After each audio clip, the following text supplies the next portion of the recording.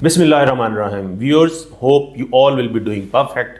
दुनिया में टैक्स को दो ब्रॉड कैटेगरीज में डिवाइड किया जाता है। डायरेक्ट टैक्स, जहां पे इंसिडेंस ऑफ टैक्स जो है वो उसी पर्सन का है जिसकी इनकम है, और इनडायरेक्ट टैक्स। इनडायरेक्ट टैक्स में ये एज्यूम किया जाता है थ्योरेटिकली कि इंसिडेंस ऑफ टैक्स यानी टैक्स की अमाउंट जो पे करनी है वो किसी और ने पे करनी है। मोस्ट ऑफ द टाइम इसको कंज्यूमर टैक्स भी कहा जाता है कि अल्टीमेट जो कंजम्पशन है जहां पे हो रही है गुड्स की या सर्विसेज की, उन्होंने उस टैक्स की कॉस्ट को बियर करना है। पाकिस्तान में जो सेल्स टैक्स है वो सर्विसेज का सेल्स टैक्स हो या गुड्स का सेल्स टैक्स हो, with the passage of time becoming a source of revenue for the government. इस सोर्स ऑफ रेवेन्यू में कुछ चैलेंजेस थे, फ्लाइंग इनवाइसेस वगैरह के, और कुछ स्टॉक्स के जहां पे स्टॉक्स प्रॉपर मॉनिटर नहीं होते थे। With the passage of time government ने एफबीआर के अंडर कुछ जो एनेक्जर्स हैं वो सेल्स टैक्स की रिटर्न्स में इंट्रोड्यूस करवाए टू मॉनिटर द स्टॉक्स। इसके बावजूद स्टॉक्स प्रॉपरली मॉनिटर नहीं हो रहे थे और सेल्स टैक्स की कलेक्शन में गैप्स थे। उन गैप्स को ब्रिज करने के लिए गवर्नमेंट ने कुछ चेंजेस इंट्रोड्यूस करवाई हैं सर्टन एनेक्जर्स के अंदर। आज हम देखेंगे डिटेल से कि वो चेंजेस क्या हैं, उससे पहले की सिचुएशन क्या थी, एफबीआर इन चेंजेस से हासिल क्या करना चाहता है और टैक्स पेयर को अपने आप को किस तरह से प्रिपेयर करना है। आइए देखते हैं। अच्छा जी, थोड़ा सा हम अपने आज के टॉपिक की तरफ क्विकली वापस आ जाते हैं। हम डील करेंगे नेक्जर जे को, जो मैन्युफैक्चरर्स के लिए है, नेक्जर H1 जो कमर्शियल इंपोर्टर, डिस्ट्रीब्यूटर और होलसेलर्स के लिए है। हमें ये अप्रिशिएट करना पड़ेगा कि एफबीआर का जो इलेक्ट्रॉनिक फाइलिंग सिस्टम है वो बहुत अप टू डेट है, लेकिन ये with the passage of time complex होता जा रहा है। थोड़ा सा बैकग्राउंड को देख लेते हैं एक दफ़ा कि ये सिस्टम्स अभी तक एनेक्जर्स का सिस्टम कहाँ एग्जिस्ट करता था। ये रूल्स हैं। रूल ये कहता है कि एवरी रजिस्टर्ड पर्सन, कोई भी जो पर्सन जो वो रजिस्टर्ड है, उसने जब अपनी रिटर्न जमा करवानी है इलेक्ट्रॉनिकली, तो जो भी 7 एनेक्जर्स दिए गए हैं वो उसने सबमिट कराने हैं। ये एनेक्जर्स की इंपॉर्टेंट है। उसके अलावा एनेक्जर्स में एनेक्जर्स क्या है, एनेक्जर सी है जो आपका सेल का डाटा देता है, सप्लाईज का। डेबिट और क्रेडिट एनेक्जर आई के अंदर जाते हैं, और फिर ये जब एक बंदा अपना एनेक्जर सी सबमिट करता है तो वो दूसरे बंदे का एनेक्जर ए यानी कि परचेजेस बन जाते हैं। तो ये क्विक रीकैप है जो अभी तक के एनेक्जर्स हैं, हम आगे भी जाके देखते हैं। उसके अलावा अगर आप जीरो रेटिंग सप्लाई करते हैं और आप अपना रिफंड क्लेम प्रोसेस करवाना चाह रहे हैं तो फिर आपको इसके साथ साथ एनेक्जर एच भी सबमिट करना पड़ेगा। तो ये एनेक्जर एच है, ये भी हम आगे एनेक्जर एच भी जाके देखते हैं। अभी तक का जो एनेक्जर एच है जो ज़ीरो रेटिंग के साथ और जो हमारा रीफंड के लिए प्रोसेस करता है वो ये एनेक्जर एच है। वही स्टैंडर्ड सा डाटा है जो इसके अंदर डलता है। इसके अलावा लॉ ये कहता है, एक यही भी रूल्स हैं, रूल्स ये कहते थे प्रीवियसली कि इन लोगों ने provided that the registered manufacturers, आप ये याद रखें कि ये वाले जो लोग हैं जो मैन्युफैक्चरर्स हैं, और जो taxable goods as mentioned in column 2, जो भी रजिस्टर्ड मैन्युफैक्चरर है जो ये वाली गुड्स प्रोवाइड करता है। ये एक लंबी लिस्ट थी 1 2 3 4 5 7 10, और ये जाती है लिस्ट 58 तक। लॉ ये कहता था कि जो भी रजिस्टर्ड मैन्युफैक्चरर इन गुड्स में डील करता है, sugar, tea, cigarettes, aerated water, paper, board, chemicals, मैंने आपको बताया ये 58 आइटम्स की लिस्ट थी। लेकिन ये क्या थी, सिलेक्टेड लिस्ट थी और सारों के लिए कॉमन नहीं था। तो ये एग्जिस्टिंग सिचुएशन थी जिसके अंदर एनेक्जर एच जमा करवाया जाता था। हम एक क्विकली देख लेते हैं। हमने देखा एनेक्जर सी सेल्स को डील करता है, ए परचेजेस को डील करता है, डेबिट क्रेडिट नोट्स को डील करता है। एनेक्जर जो हमारा बी है वो इंपोर्ट्स को डील करता है, एक्सपोर्ट्स में आपने डालना है। एच मैंने आपको बता दिया, अगर आप उसमें जाना चाहते हैं, जीरो रेटिंग है, रिफंड के लिए आप अप्लाई करेंगे। स्टील वालों के लिए एनेक्जर जो एच है, के है। इसके अलावा फेडरल एक्साइज ड्यूटी जो है वो उसके थ्रू एनेक्जर ई के थ्रू चली जाती है। ये एनेक्जर जे है जो कि प्रीवियसली सबमिट किया जाता था बाय सिलेक्टेड आइटम्स के मैन्युफैक्चरर से। ये इसकी एक थोड़ी सी आगे, ये 2 पेजेस का एक एनेक्जर होता था। ये इसके अंदर डिस्क्राइब क्या करवाता था, ये डिस्क्राइब ये करवाता था कि आपने इसके अंदर क्वांटिटीज़ देनी है, आपने ओपनिंग बैलेंसेस देने हैं। मोस्टली ये क्वांटिटीज़ को डील करता था और ये एज सच उस तरह से रिकंसिलेशन में इश्यूज़ क्रिएट करता था।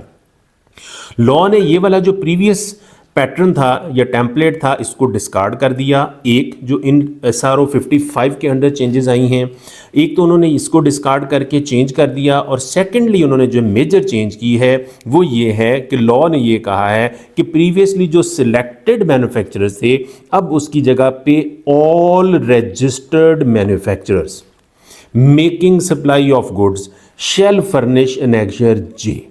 जो कि आप गुड्स बना रहे हैं, प्रोड्यूस कर रहे हैं या सप्लाई कर रहे हैं, तो आपने नया एनेक्जर एच जो है वो सबमिट करना है। नया एनेक्जर एच रूल्स ने डिफ़ाइन भी कर दिया हुआ है। उसमें सबसे अहम चीज़ जो है वो एचएस कोड है। हमें पता है कि जो इशू आता था फ्लाइंग इनवाइसेस एट्सेट्रा का, लोग अपना इनपुट बढ़ाते थे, उसमें एचएस कोड जो है वो बाज़ औक़ात डिफरेंट लग जाता था। ऑलरेडी बहुत सख्ती हो चुकी है, लेकिन इसके बाद होपफुली ये चीज़ें कवर अप हो जाएंगी। आपको डिस्क्रिप्शन बतानी है, यूनिट ऑफ मेजरमेंट बताना है, ओपनिंग स्टॉक आपने क्वांटिटी में बताना है, वैल्यू में बताना है, प्रोडक्शन भी आपने क्वांटिटी में बतानी है, वैल्यू में बतानी है। उसके बाद जो आपने सप्लाई की है, आपने लोकल सप्लाई की है, क्वांटिटी बताएं, वैल्यू बताएं, आपने एक्सपोर्ट की है, क्वांटिटी बताएं, वैल्यू बताएं, और फिर आपका इस तरह से क्लोजिंग बैलेंस आ जाएगा क्वांटिटी का और वैल्यू का। इसको हम ये कहते थे कि ये एक ग्लोबल आपकी रिकन्सिलेशन बन जाती है स्टॉक्स की, इन्वेंट्रीज़ की, और इससे निकलना फिर बहुत मुश्किल हो जाता है। ये एक बहुत अच्छा स्टेप है। ये वो है जो एनेक्जर जे हमने सबमिट करना है। इसके अलावा ये केस था जिसमें मैन्युफैक्चरर्स के ऊपर सारी की सारी कंडीशंस थी।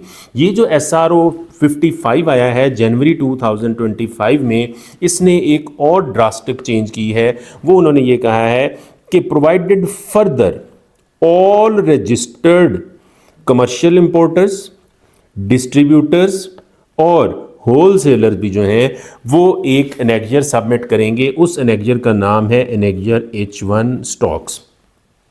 कहता है कि all registered commercial importers, distributors and wholesalers making supply of goods shall furnish annexure H1 on their monthly return. आप जो गुड्स परचेज करते हैं, इंपोर्ट करते हैं और जो गुड्स सप्लाई करते हैं, इसका भी पैटर्न ऑलमोस्ट वही है एक्सेप्ट प्रोडक्शन के।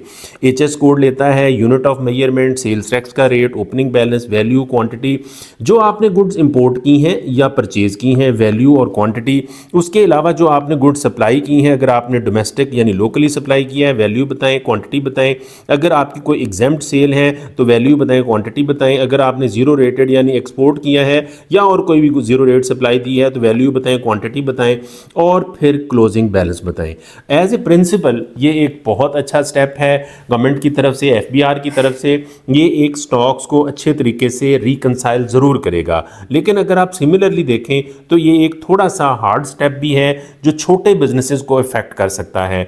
पॉइंट इस वक्त ये है जो करने की ज़रूरत है वो ये है कि बड़े जो कमर्शियल इंपोर्टर्स हैं उनके लिए, और अगर आपको कोई सेक्टर को डिफाइन करना है तो उसके लिए हमारा कंसर्न इसमें ये होता है कि होलसेल की मार्केट को आप रेगुलराइज कर लें तो आगे की सारी जो सप्लाई चेन है वो रेगुलराइज हो जाती है। पाकिस्तान में इस वक्त जो प्रॉब्लम है वो होलसेल की मार्केट है जो पूरे मुल्क में है।